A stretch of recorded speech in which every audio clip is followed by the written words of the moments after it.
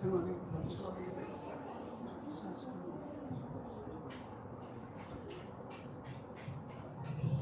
a bit of a mess up.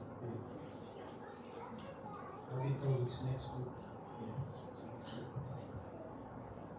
Sorry about that. It's time to collect our first offering. Our first offering, just for those of us that are visiting, is just to help with the payment of the rent of the church that we're using. It's a united church, so we give them some money for the use of their church. So, just ask the deacons to come and collect. If you are able to, thank you for giving.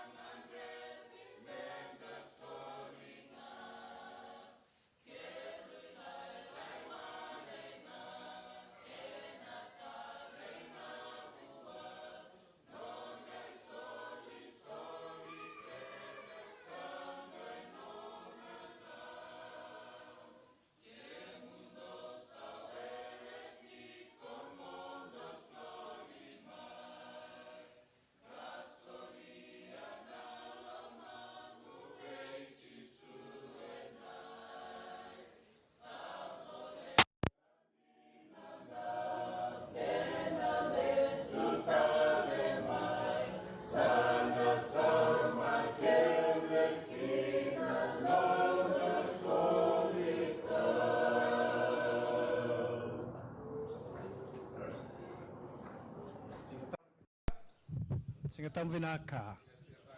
Singatang Vinaka. Happy Sabbath to each and every one of you. I think just to clarify what was up there, we haven't confirmed all the names yet for office bearers for next year. So that's why we're going to wait till all the names are confirmed before we read them out to the church. Anyway, it's good to be in church today, hey?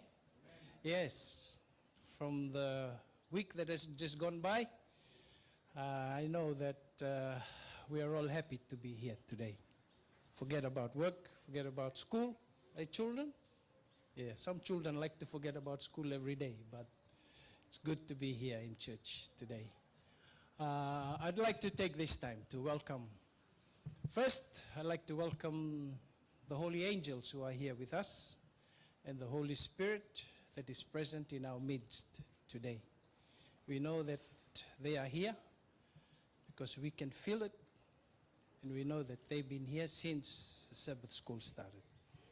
And we also want to welcome our call you Talatala, and he said, "What's that?" I said, "Oh, that's pasta in Fijian." So, Talatala Jesse, good to see you again. Oh, he said Vinaka. Thank you, Talatala Jesse. We are always privileged to see you when you accept our invitation to come and present the Word of God with us. Hopefully, and we pray that whatever message you have, I think we've all seen the heading of his sermon today, Maranatha, and we hope and pray that the message that he has will bring great blessings to each one of us for this next week. We also have a visitor with us, Stephanie Smith. She's from Taveuni, yes, and she is Frid's first cousin, and we welcome her to church this morning. Stephanie, welcome to the Brisbane Adventist Church. Hopefully you'll join us often when you can. We know that, and we have some other visitors with us, our neck brothers and sister, yes. And also very soon she won't be a visitor anymore. That's what her brother-in-law said this morning. Eh? Yeah. But we thank you that you are here with us today. And also to the rest of our church members who are here, the children and the youth and the parents, we thank you that you are able to make it to church today. We also welcome those that are listening online. Maybe those that cannot make it to church today, they are watching. We welcome you. We hope and pray that as we join together and as we listen to Talatala Jesse, as he presents his message, that we will all be blessed spiritually today. With those words of welcome, I'd like you all please to stand while we sing together our first hymn, number 84.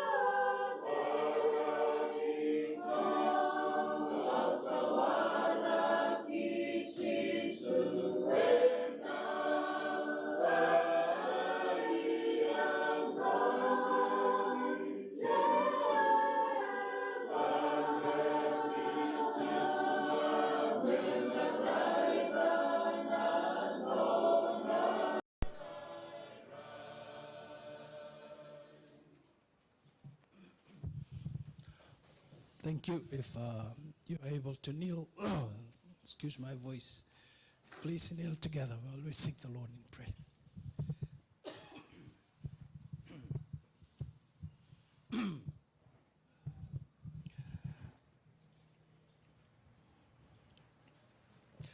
Oh, gracious and eternal Father in heaven, we come before your holy presence this morning, knowing that there's no one like you, there's no one above you. You are the only one that had been our creator. You rule the world, Lord, with your love. We just want to pay our respects to you this morning. We want to kneel because we know that we are not worthy in your presence. We want to ask this morning, Father, that you will accept us. Thank you that you always forgive us when we ask you to forgive us of our wrongdoings. We know, Father, that you love us so much that you sent your only begotten Son to come and die on our behalf so that we can have eternal life. Lord, we are so privileged this morning that we can come to church. We thank you that you've taken care of us throughout this week. There's so many things that happened in our lives. Those of us that go to work, the children go to school, and those that stay home. We know, Father, that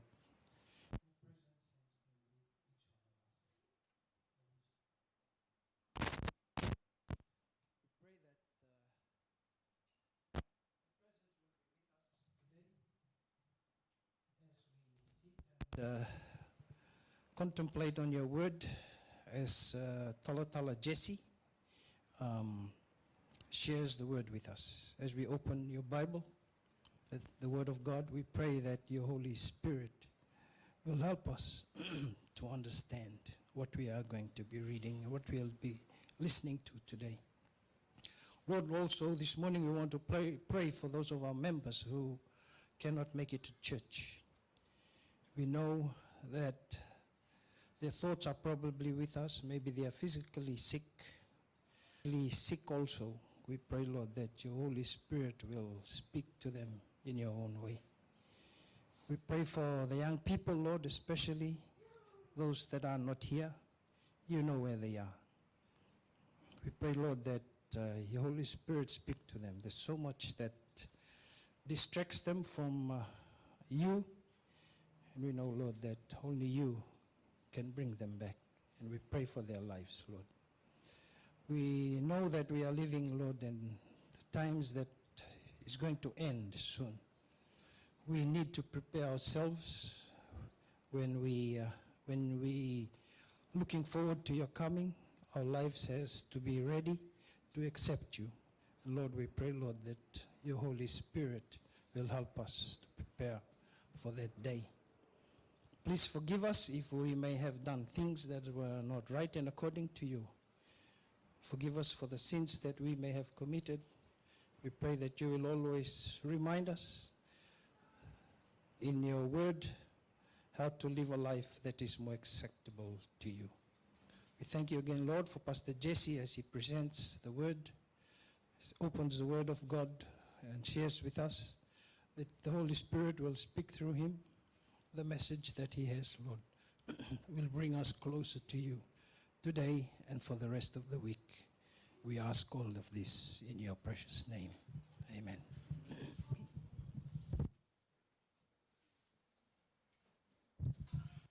I think it's children's story time. We'll ask, who is it? Oh, Seriana, yeah, Seriana. Thank you, Seriana. Children, if you're outside, you can come inside and sit with all the children.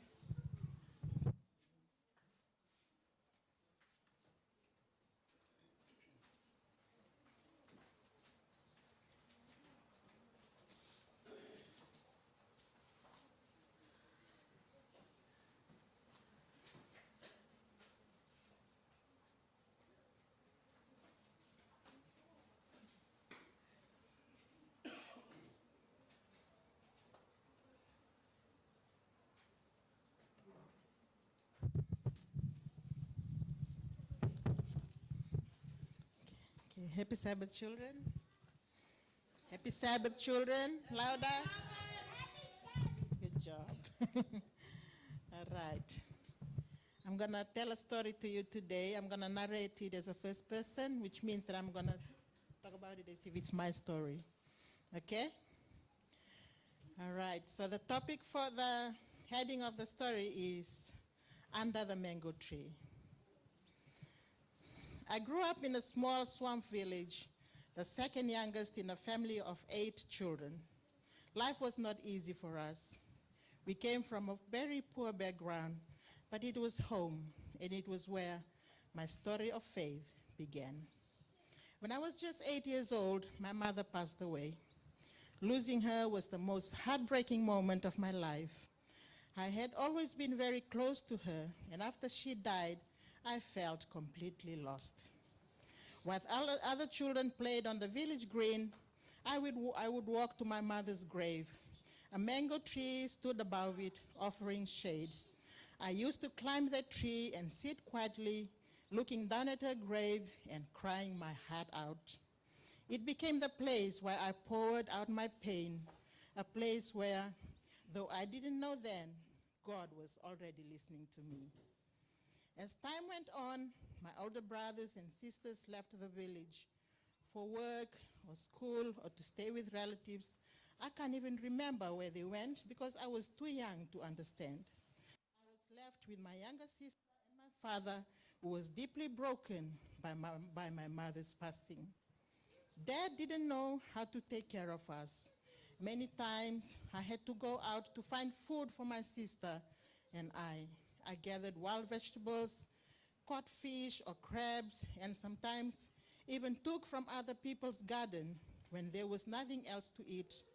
We didn't have school bags. We used plastic bags. And most days we went to school without lunch. I had only one school uniform that I wore for years, even as it grew shorter and thinner with time. Those were difficult days, but they also prepared my heart for something greater. A few years later, my uncle, who is now our village chief, returned home after many years away. He brought his wife and 2 children with him. His wife was a Seventh-day Adventist, and I quickly noticed there was something different about her. Every Saturday, they stayed indoors, dressed in their church clothes, and the kids didn't join any noise and games outside. Their peace and discipline caught my attention. One day, I went into their house and noticed a pile of books stacked neatly in the corner. When I asked my aunt what they were, she told me they were Bible lesson books. I picked one up and started to read, and something in me changed that day. The words spoke directly to my heart, bringing comfort, love, and a new kind of strength I had never felt before. From then on, I experienced the best feeling in the world, coming to know God personally at such a young and vulnerable age. Most of the food we ate were crabs and shrimps, food that Seventh-day Adventists don't eat. I remember the last time I ate them and I prayed, "Dear God, I don't know what else to eat, but this will be the last time." After that, I still gathered them for my dad and my sister, but I chose to have tea instead. My relationship with God grew stronger. I learned to talk to him like a friend, and he became my comforter through every hardship. Even when my aunts came later and took my sister and I to live with them separately, I carried my faith with me. Life was still not easy, but I knew God was with me. Years later, I witnessed something only God could have done. One by one, my entire family came to know him. My father, my brothers and sisters, all became Seventh-day Adventists. Today, we continue to walk in faith, worshiping the same God who found me under that mango tree so many years ago. What began as pain turned into purpose.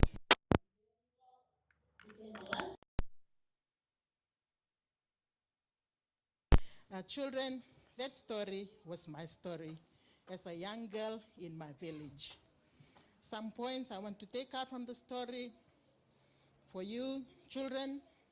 You are not too young for God to talk to you. And ask God to open your spiritual eyes and ears to see what's happening around you. There may be friends in school who don't play with you during games. And there may be children who have the uniforms that are not as good as yours. Talk to them and see what their problems are. Also, you are lucky and blessed to be here in church. Some children out there, they don't know about God. So it's important that we need to talk to everybody we come past. See a disabled person, a homeless person, talk to them, because we don't know what their problems are. It is our duty as children who know God to talk to everyone that we come across. The Bible verses that I want to finish my story with, in Isaiah chapter 41, verse 10, "Fear you not, for I am with you. Be not dismayed, for I am your God. I will strengthen you, I will help you, and I will uphold you with the right hand of my righteousness." Also in Romans chapter 8, verse 28, "And we know that all things work together for good to them that love God, to them who are the called according to his purpose." That's our story today, children. We'll end in a prayer. Let's pray. Close your eyes. Dear Heavenly Father, thank you for your blessings. Thank you for your love. Thank you for everything that you have done to our lives. There's nothing else that we can do but to thank you, Lord. This we pray in Jesus' name. Amen. Vinaka, thank you very much, Siriana, for that personal story. We'll now ask the deacons to come and collect our tithes and our offerings.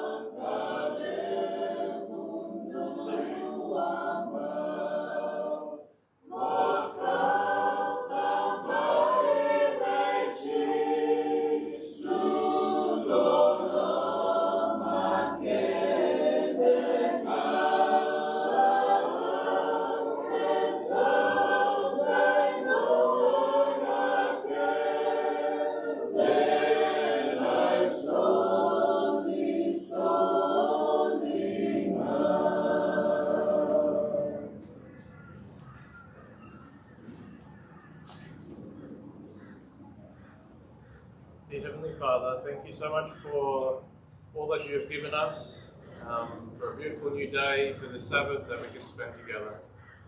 Thank you for the things, our possessions that you've given us, also, Father. And Lord, I pray that this little bit that we are giving back to you may be able to be used for your purposes, Lord, wherever it goes. In Jesus' name, amen.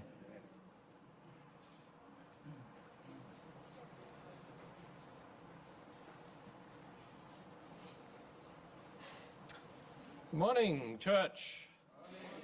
Happy Sabbath. Bula Vinaka. Very good to see you here today.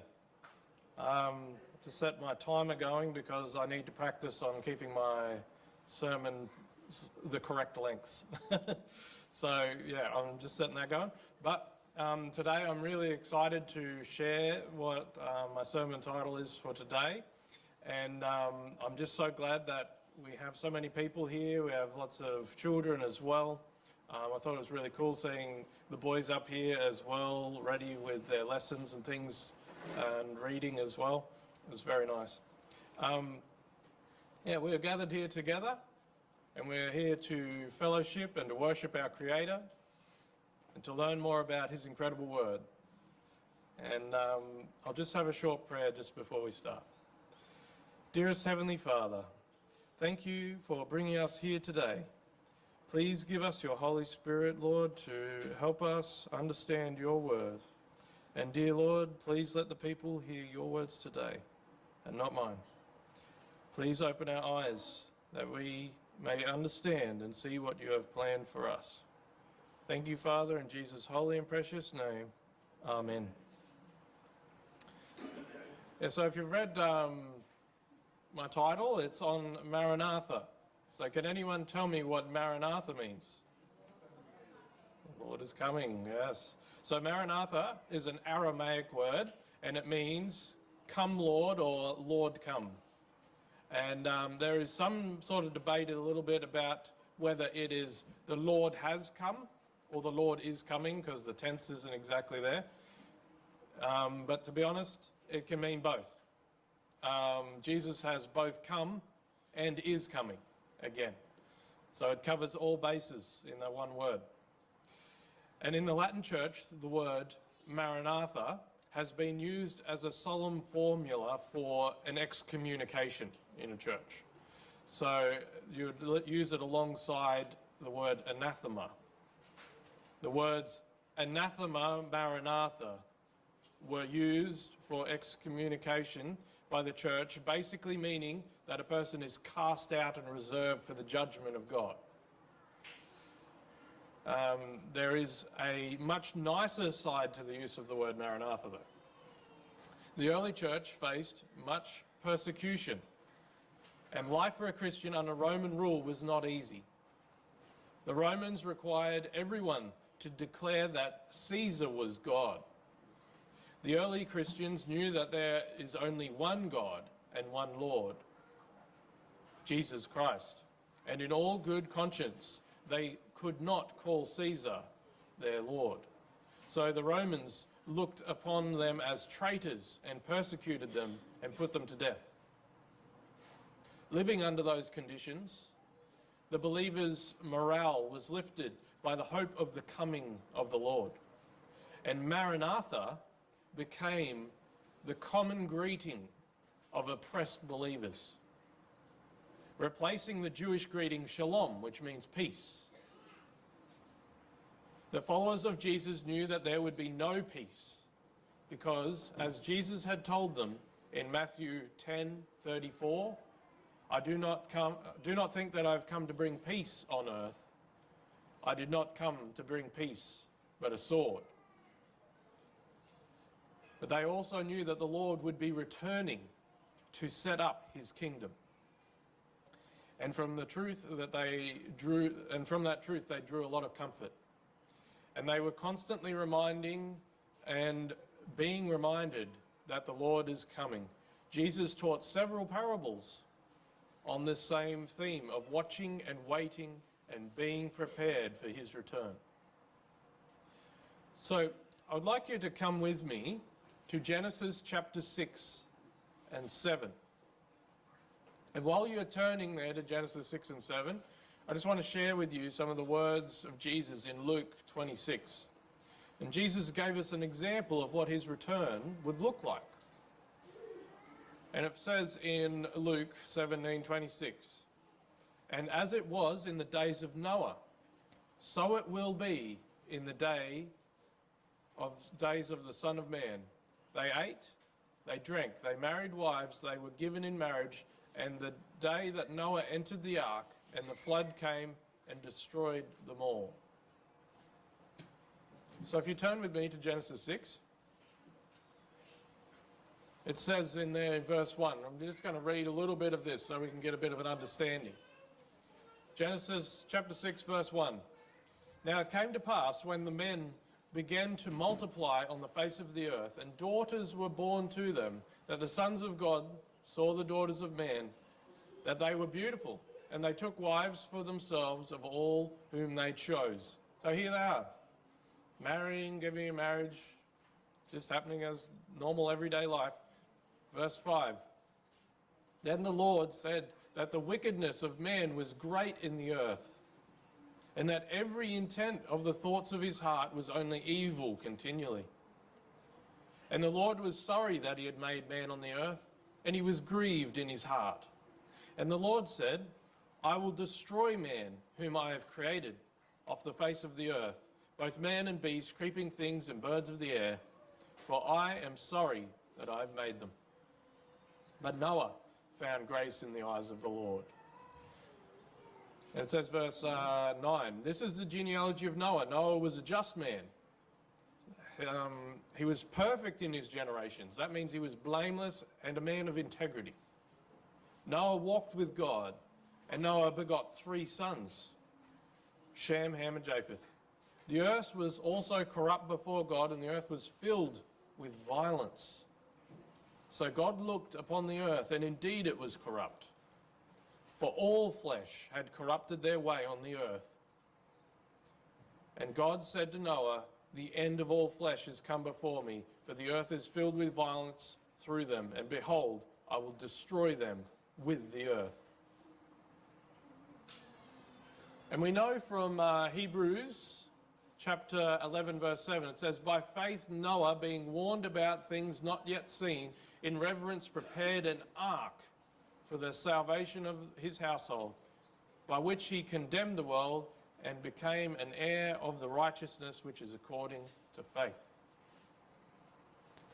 And we know as well in 2 Peter 2:5, he calls Noah a preacher of righteousness. So whether Noah was a preacher formally, like I'm here this morning, or just through his talking with his fellows and the example that he showed to them in building the ark and everything he was doing for God, we don't know, but he was a preacher all the same. And it took 120 years for him to finish building the ark. Not to mention that Noah is 600 years old by now. That's a long time to be waiting on God to fulfill his promises, don't you think? So the thing is, a lot of people today look at and they say, oh, you know, how long have you been preaching that Jesus is coming? What, since the 1800s? Well, that's only a couple hundred years ago. Noah was doing it for 300 or more, 600 years of his life. The flood was going to be coming. Our developed nation of Australia isn't even half the age of Noah. In Genesis chapter 7 and verse 7, so just continuing the story, it says, of clean animals and of animals that are unclean, of birds and everything that creeps on the earth, 2 by 2 they went into the ark to Noah, male and female, as God had commanded Noah. And it came to pass, after 7 days, that the water of the floods were on the earth. And in the 600th year of Noah's life, in the 2nd month, the 17th day of the month, on that day, all the fountains of the great deep were broken up, and the windows of heaven were opened. So Noah's been here for 600 years before the flood even hits the earth. So he destroyed all living things which were on the face of the ground, both man and cattle. This is verse 23. Both man and cattle, creeping thing and bird of the air, they were destroyed from the earth. Only Noah and those who were with him in the ark remained alive. So we're given an example in the Old Testament here of what it will be like in the days of Earth's history. In the last days of Earth's history, sorry. The Old Testament does not specifically talk about the second coming of Jesus. Even the idea of Jesus' first coming was misunderstood by those who dedicated their life to studying Scripture. They believed that the Messiah would come and restore the nation of Israel, defeating those occupying their land. Many of the prophetic books tell us about God defeating the enemy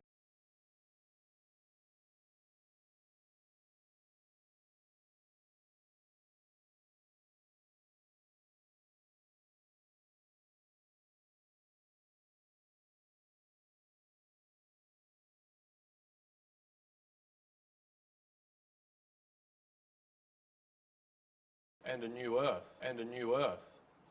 So I'd like you to come with me to Isaiah.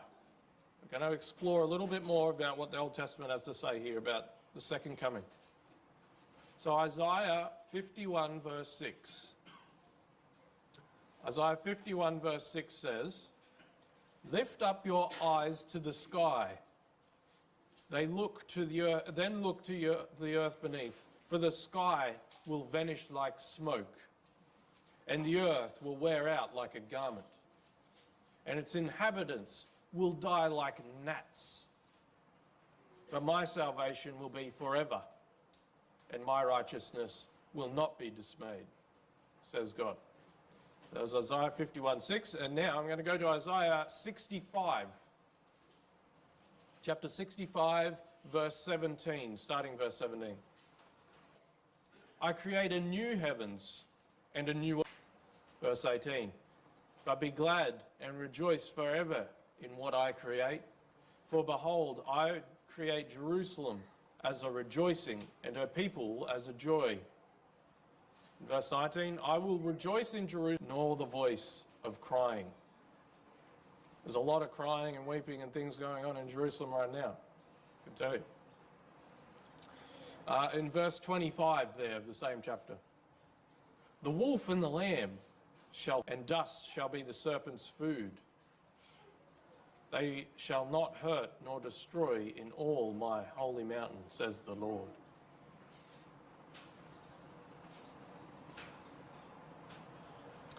So as well as, we'll go to the next chapter as well. 66, Isaiah 66, verse 22 and 23. Because again he says, "For as the new heavens and the new earth which I will make shall remain before me, says the Lord, so shall your descendants and your name remain. And it shall come to pass that from one new moon to another and from one Sabbath to another, all flesh shall come to worship before me, says the Lord." So where in earth's history have all flesh come to worship before the Lord? So when reading these passages, we see just a glimpse of God's ultimate plan for the redemption of this world. I want to share a story with you. I grew up with her there all the time. And I'm very glad that she was always there. I wanted to share a story with you again today about my dad. As a family, my mum led us in worship and prayer every morning. And we would always pray that my dad would come. A few of those things here before in the past. Ice road truckers, because at least then he would know that he was driving on ice. And none of us really like that idea. Because we get black ice on the road. And it's not because the ice is black, it's because it's clear, crystal clear, and you can't see it. So it just looks like black like the tar. So you'll be driving along 1 minute normally, and then you'll be sideways the next on the road. And Dad would sometimes come home and he would tell us that he had close call that day at work. His fully loaded B-double, completely sideways around blind corner, taking up the whole road at 80 to 100 kilometres an hour, and sometimes with oncoming traffic. We would praise God together that he made it home safe. To enjoy doing, my dad used to love listening to country songs and things on the radio and stuff in the truck, so I learned to like country songs growing up. And one thing I really learned to appreciate in a song is a good story. Not just good lyrics, ones that are repetitive and you sing over and over again. I want a story. I want my song to tell me something that I can learn from. And there is one song I really like, and it reflects a lot of the feelings that I had growing up in my family. And it was called "Roll On 18-Wheeler." And I want to share some of the lyrics with you. And it says, this is how it goes. It goes, "Well, it's Monday morning. He's kissing Mama goodbye. He's up and Midwest run. And three sad faces gather round Mama. They ask her when Daddy's coming home. Daddy drives an 18-wheeler, and they sure miss him when he's gone. Yeah, they do. But he calls them every night and he tells them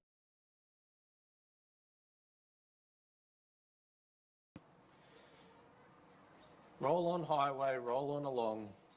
Roll on daddy till you get back home. Roll on family, roll on crew. Roll on mama, like I asked you to do. And roll on, 18-wheeler, roll on. Well, it's Wednesday evening. Mama's waiting by the phone. It rings, but it's not his voice. Seems the highway patrol has found a jackknife rig in a snowbank in Illinois. But the driver was missing, and the search had been abandoned, for the weather had everything stalled. And they had checked all the houses and the local motels. When they had more news, they'd call. And she told them up the phone, Mama and the children will be waiting up all night long. Oh, but the man upstairs was listening when Mama asked him to bring Daddy home. And when the call came in, it was Daddy on the other end, asking her if she had been singing the song. And I remember every day at family worship, we'd be praying for Dad's safe return. Close call. There was one time he was driving down to the Cox's River, fully loaded semi-trailer of logs. Again, B double, so you've got the two big trailers of logs behind you. He went down and he switched the engine brake on to slow down as he's coming down into the bends. There's these really sharp bends all the way down to the river. He switched the engine brake on and the truck didn't stop, it just kept going. And what had happened was, as soon as he put the engine brake on, it locked the tyres at the back because somehow the diesel cap on the diesel tank had come off and diesel had poured over the tyres at the back of the truck and made them slick. So it just slid straight down the road. And he slid off the road and up into a big bank, and it smashed the truck up really bad and drove everything up. The radio piece that you would hold to talk into has these like grid pattern on it. It was up on the roof, and Dad got thrown up in the truck when he hit the bank, and it hit him on the head and spun his head like a cheese grater. And took a lot of his hair off the bank, and down and around, the lights went out, the truck was coughing and spluttering, and shouldn't really be running at this point. It's pitch black dark in the middle of the night. There's other trucks coming down behind him, trucks coming the other way, they can't see him. He managed to get across the river. There's this tiny little bridge. There's really only enough room to get one truck across there at a time.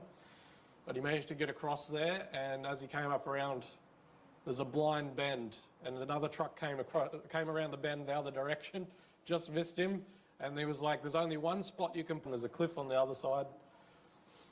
He managed to just get the truck. As soon as he got off the road, the truck died, and that was it. It wasn't going anywhere. And everything got shoved straight up through the engine block, so they shouldn't have been running. It had destroyed, again, one of the stories of the blessings of well, we're waiting for our Father to return and to take us home. And we too should be praying every day for his return. Don't you miss him? Don't you want to see his loving face and his open arms?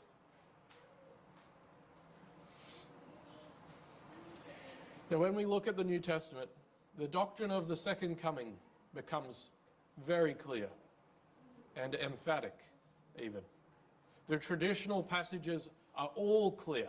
And they were gazing up toward heaven. Suddenly 2 men in white robes stood by them, and they said, Men of Galilee, why do you stand looking up towards heaven? This Jesus, who has been taken up from you into heaven, will come the same way as you saw him go into heaven.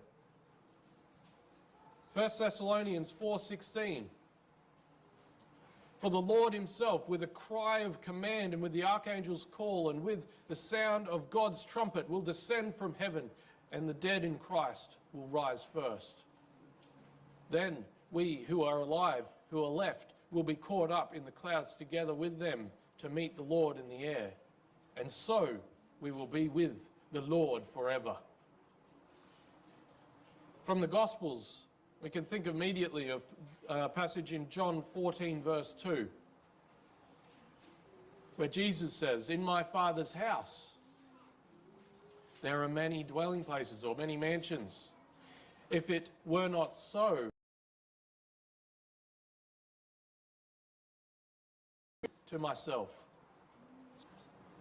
One thing that I think is really cool, isn't it cool that God loves to create, to build things that others can enjoy? He built the whole world. He came to earth as a builder of houses and dwelling places for people. And right now, he is in heaven building each and every one of us a house to live in forever. Isn't that special? But there is another lesson that Jesus taught that believers often overlook. You can't know when he is coming. Here is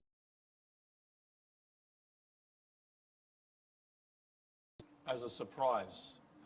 So Acts 1 verse 6. They asked him, "Lord, is this the time when you will restore the kingdom to Israel?" He replied, "It is not for you to know the times or periods that the Father has set by his own authority." And in Matthew, we're going to read through a few past 9.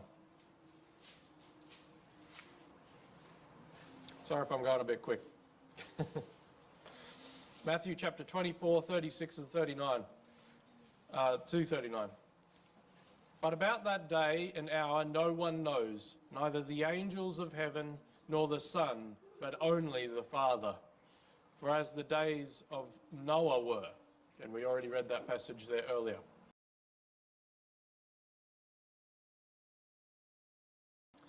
Matthew 24 again, verses 42 to 44. "Keep awake, therefore, for you do not know on what day your Lord is coming. But understand this, if the owner of the house had known in what part of the night the thief was coming, he would have stayed awake and would not have let his house be broken into. Therefore you also must be ready, for the Son of Man is coming at an unexpected hour." And continuing on, verse 48. "But if that wicked slave says to himself, 'My master is delayed,' and he begins to beat his fellow slaves and eats and drinks with drunkards, the master of that slave will come on a day when he does not expect him and at an hour that he does not know." Now in the next chapter, Matthew 25, verses 5 to 12, we have a parable. "As the bridegroom was delayed, all of them became drowsy. 'Where is the bridegroom? Come out to meet him.' Open to us, but he replied, 'Truly I tell you, I do not know you.' Verse 13 says, "Keep awake, therefore, for you know neither the day nor the hour." Chapter 5, verses 1 to 11. So chapter 5 of 1 Thessalonians. "Now concerning the times and the seasons, brothers and sisters, you do not need to have anything written to you, for you yourselves know very well that the day of the Lord will come like a thief in the night. When they say there is peace and security, then sudden destruction will come upon them, as labour pains come upon a pregnant woman, and there will be no escape." And now, having had a son and knowing how bad those labour pains can quickly come on a woman, I feel very sorry for you. But yeah, very good example. Verse 4, "For you are all children of light and children of the day. We are not of the night or of darkness.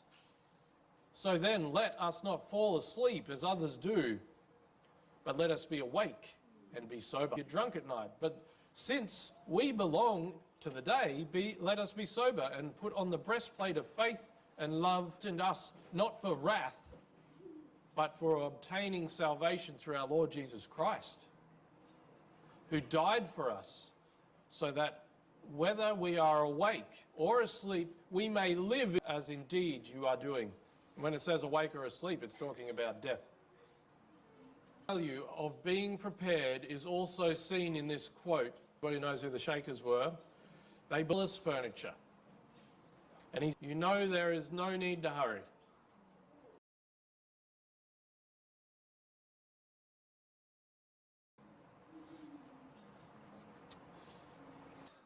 Can come at any time for any of us. My extended relatives, those I don't really know very well, because next weekend I'm going to Toowoomba, and I have a lot of family out there. And I haven't really met most of them. I've met some of them when I was very little, but I don't know most of them. But apparently when they heard that I was coming out there to visit, there's apparently over 40 or so coming now, and everyone's heard that I'm coming. There's people coming from Melbourne and Tasmania. So they all want to come, and we're all going to meet up. There's going to be a fairly big family reunion. But when we were talking last night, one was telling me about a lot of my relatives and their kids and things, and she told me some of these stories. We had one of my cousins had a 3-year-old, and they raced at a hospital. She was 3 years old, but she died of a penicillin allergy. One of my uncles, age 18,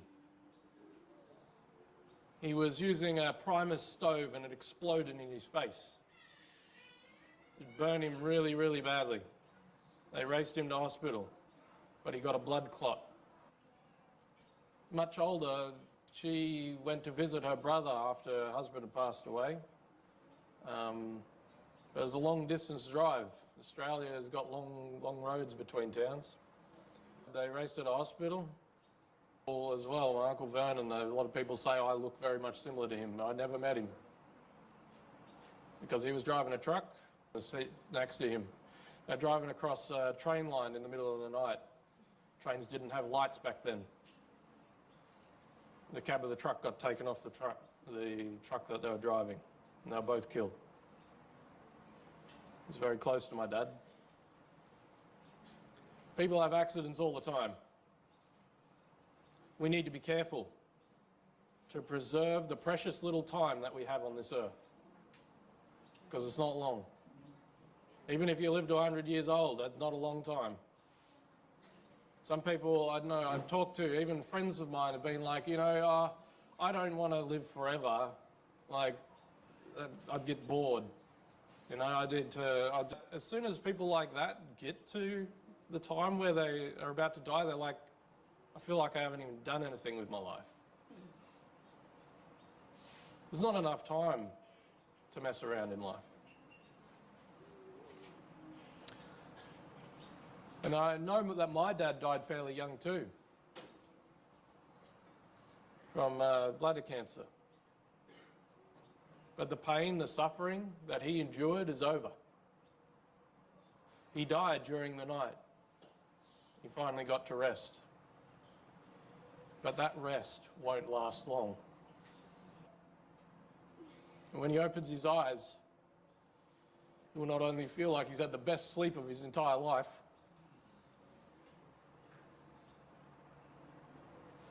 but he will see his Saviour coming in the clouds to meet him in the air.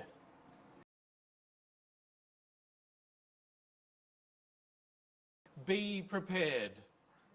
You don't need any end time charts.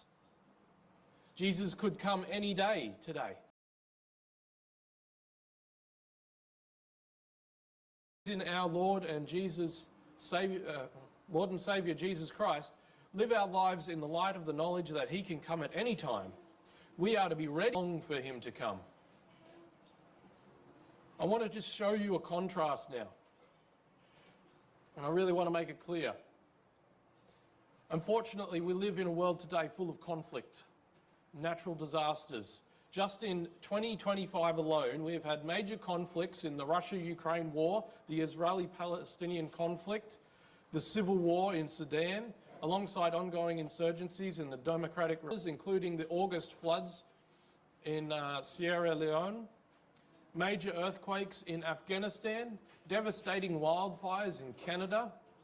Other issues involve a looming hunger crisis in Somalia and a global cholera outbreak.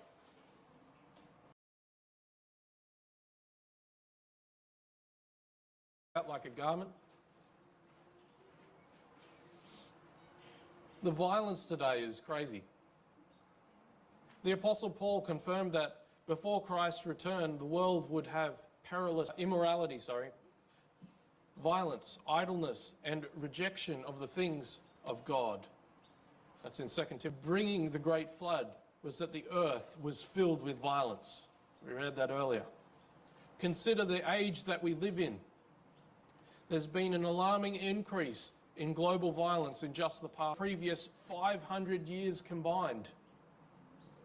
An estimated 203 million people were killed by wars just in the 20th century. 70 and 360 million people were killed by governments in the 20th century, apart from war. Recently, more civilians have been dying in armed conflicts than combatants, for 90% of casualties since 1945. This is after World War II. Of an estimated 2 million children, and has disabled another 4 to 5 million children. A silent form of violence is perpetuated around the world by deliberate abortions of innocents. Each year, about 44 million abortions are performed on top of that list as a city in the world that performs abortions. One of the board members for the study of terrorism and responses to terrorism reported, sadly, it seems to be increasingly acceptable in certain belief systems to kill as many members of the other religious community as possible. Moral restraints seem to be eroding. Indeed, things are evil thoughts, murders, adulteries, fornications, thefts, false witness, blasphemies becoming commonplace. Everyday thing.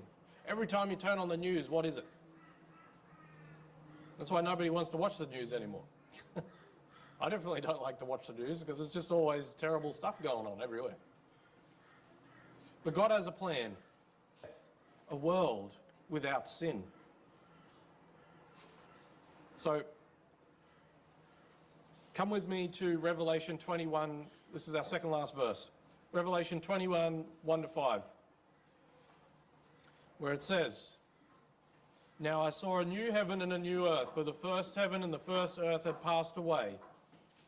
Also there was no more sea, for I, John, saw the holy city, New Jerusalem, coming down out of heaven from God, prepared as a bride adorned for her husband.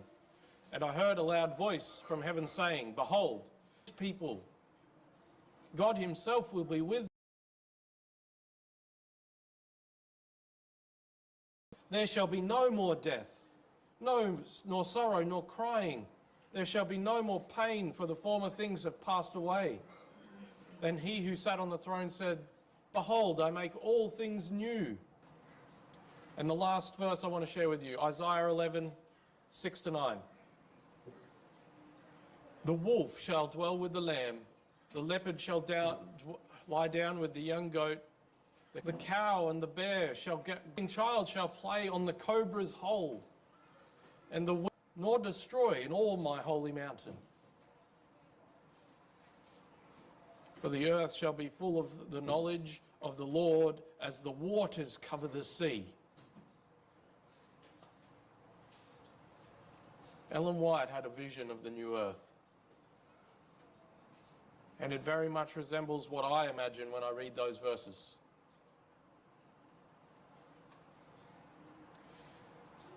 If you want to read the whole vision, you can easily find it online.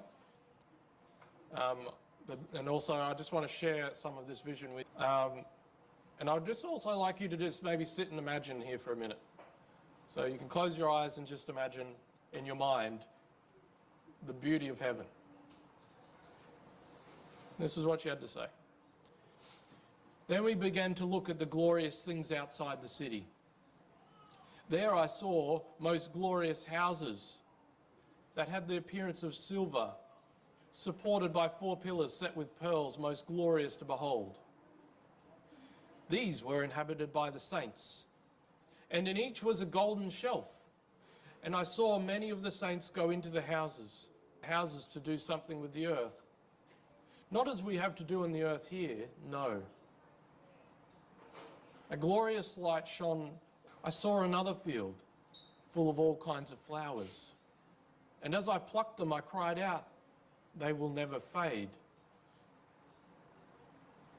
Next I saw a field of tall grass, most glorious to behold. It was living as it waved proudly to the glory of King Leopard and the wolf, all together in perfect union. We passed through the midst of them, and they followed on peaceably after. Then we entered a wood. Not like the branches of the trees waved to and fro, and we all cried out, we will dwell safely, for we were on our way to Mount Zion. As we were travelling along, we met a company, and as the border on their garments, their crowns were brilliant. Their robes were pure white. As we greeted them, I asked Jesus who they were. He said they were martyrs that had been slain for him.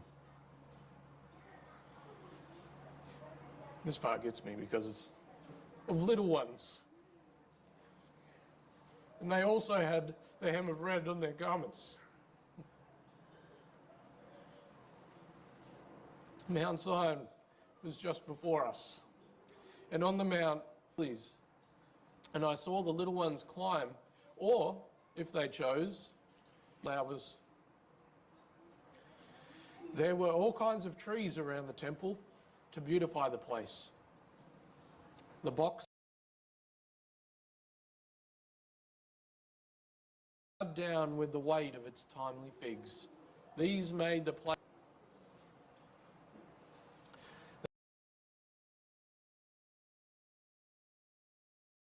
us. I hope I have been able to give you just a tiny glimpse of the glorious plan that God has for us. To dwell on material, looking down we see the earth, looking around we see these earthly things, but looking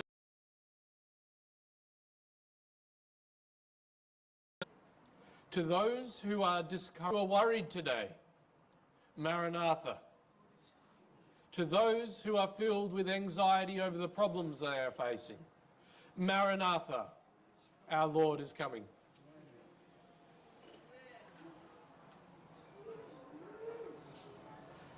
I feel like I've gone a little bit over time, but I've cut a lot from my sermon to try and keep me under the time, and I still added more. So I'm sorry. Thank you, Pastor Jesse, for that beautiful sermon. Reminded us of heaven. Thank you. We can all stand, please, together and sing our last hymn, 293.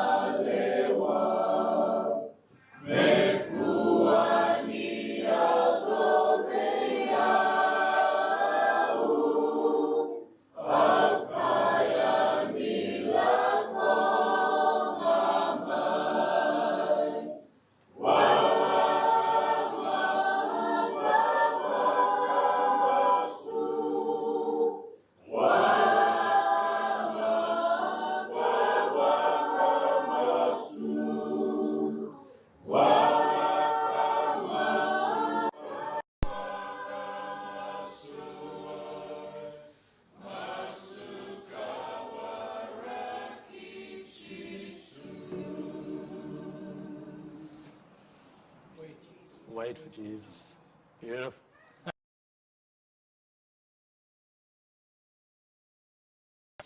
Beautiful. Could remind ourselves that you are coming and that we do need to wait for you, Lord. Warake Jesu. Thank you, Lord, so much for all you've given us and for giving us a chance at life in this world, even though it is. Remember to sing the song, and you will return, and not to get complacent.